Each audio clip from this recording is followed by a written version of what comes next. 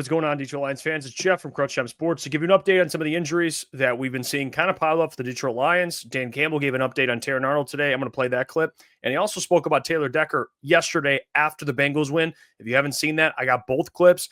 I'll give my thoughts on it. Dan also spoke about what they're going to do now post Taylor Decker. What's their plan moving forward while he's going to miss some time?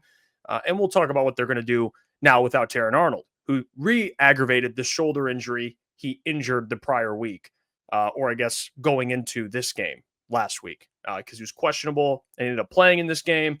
Obviously, he re-aggravated it. But here's Dan Campbell on TA and what's been going on with him. Not the best news, but let's take a listen. He was, I just thought he was very competitive. I thought he was calm. I thought he was cool. And I thought this was one of the better games he's played in a while. I thought he was really good. And, we put a lot on him, and I thought he answered the bell. So, unfortunately, he's going to be out for a while.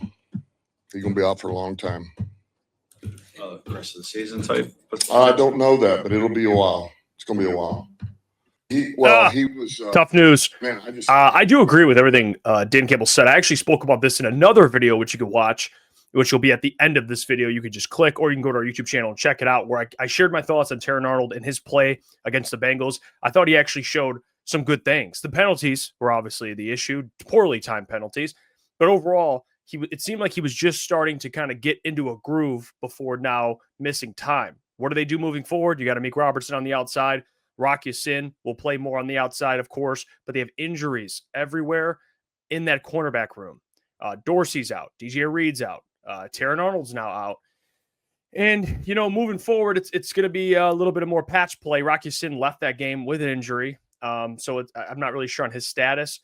Trey Flowers, he played in that game. We'll see what happens this week and kind of how they want to reshape it. Amik's the only one that is going to be playing, at least from my knowledge, right off the rip. He didn't leave the game due to injury. So Amik Robertson, but we'll see what else is going to happen at the CB2 spot. And we'll find out more this week. If they sign anyone, they brought back Whiteside on the practice squad, who's a part of the part of training camp before the season started.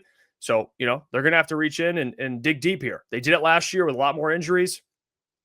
It's unfortunate, but it is what it is. You got to face the Kansas City Chiefs. You got to face Tampa Bay, and then you got the bye week. It doesn't also help not to have your left tackle, which Giovanni Manu was able to play against the Bengals and start at left tackle. It wasn't the greatest performance by him. I thought he showed some flashes, but, pass protection, a little shaky. Again, he's big.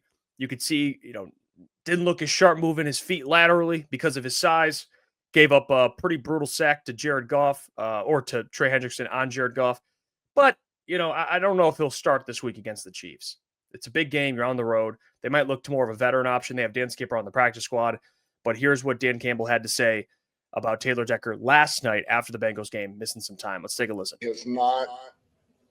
It's been less and less. He has not been able to quite catch up to – we feel like there's diminishing returns every week. Man, it's just a little and we just felt like, we need to give this guy a little time, and I don't know how long, but this is so we get him back. That's what this is, man. Let's get this thing calmed down. Let's get some strength back in the shoulder to where he feels good. And so all of this is for a positive. We just felt like, man, coming down the wire yesterday, today, man, we need to back off of this. And let's be smart with it. And so in that regard, I feel good.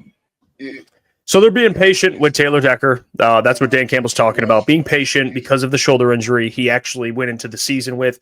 He got some things cleaned up in the offseason. It's been lingering, and every week it seems like he's missing practice throughout the week to get ready for the game. But like Dan said, maybe it's better if we just let him rest, catch up a little bit, and then you can play him again.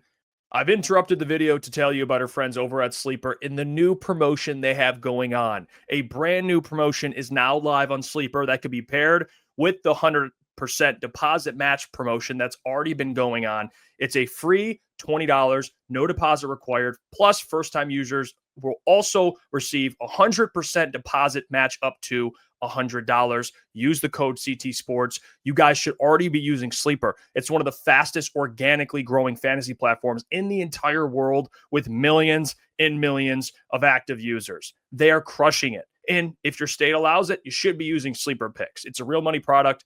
that connects friends over picks. You just choose 2 to 8 of your favorite players from pregame live or across different sports. Pick more or less than the predicted stats. And on Sleeper, you can get up to 1,000x payouts. Share with your friends. Get rewarded together. Don't forget, code CT Sports. Get a $100 deposit up to $100, and you got your free $20 entry. Sleeper is taking care of their customers. Always remember, gamble responsibly. Now let's get back to the video. He might miss a couple of weeks. I'm not really sure on the exact timeline, but like Dan said, especially with Terion Arnold, he's going to be out a long time. And usually Dan's pretty transparent with this stuff. So when he says a long time, it means a long time. He didn't clarify whether it's season ending or not, which is good news for now. You could have DJ Reed and Terion Arnold back going into the playoffs. That's obviously your ideal CB1 and CB2, but we'll see. You still have Amik Robertson, like I said, and they use the nickel a lot less than they did last year. So Amik is actually there to help out. It's good you have him. But he also, Dan Campbell, went into some potential replacements for Taylor Decker while he's out. So shout out to Easy for posting this clip, but let's take a listen to what Dan had to say about that. I'll play this clip here. Decker, is there any thought that maybe Monty could start against Kansas City, just give Decker a little bit more time to rest? Yeah, I mean, we'll see. We're going to look at everything here. Certainly Skip's back. So we'll look at Skip. We brought Devin Cochran today.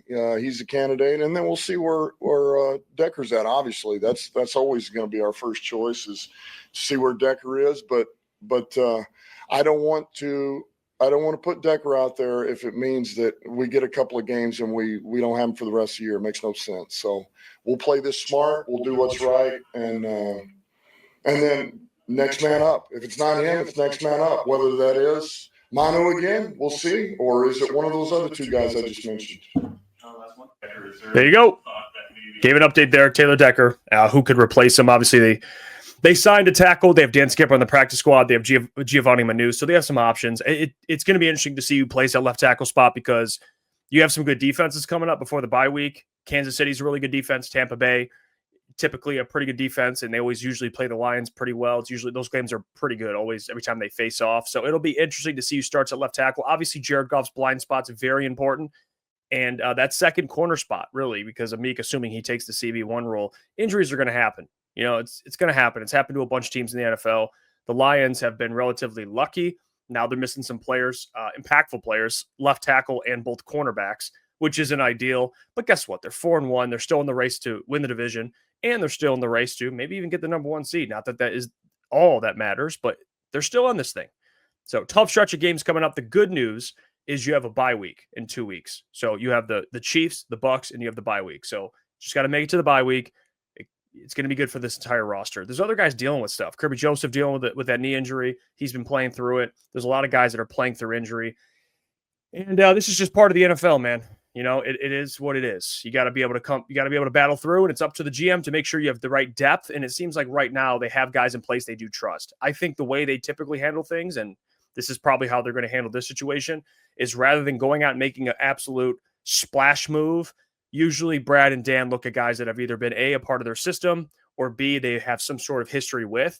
They like familiarity. They like guys they know about character-wise, what they're about.